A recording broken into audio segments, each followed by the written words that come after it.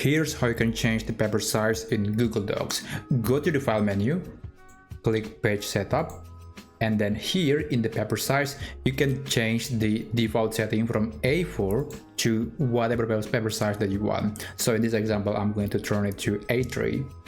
And when you're done, you can click OK. And now the document has a much larger paper. Remember that this setting will apply to all pages, and therefore sometimes or most of the times intervention is necessary. You might want to modify the document a bit after you changing the size of the paper. Alternatively, you can also just change the area of the document. So you can keep the paper size, but you want to make the content area to be a bit larger. You can do that by changing the margin. So go to the File menu again, click Page Setup, and here is the margin. You can change the margin to be something smaller. So it used to be 2.54 centimeter or about 1 inch.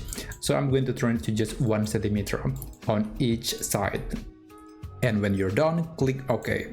Now we have a slightly larger content area on the same paper size, so you don't have to worry about not having the right size paper for a document. And that's basically how you can change the paper size in Google Docs.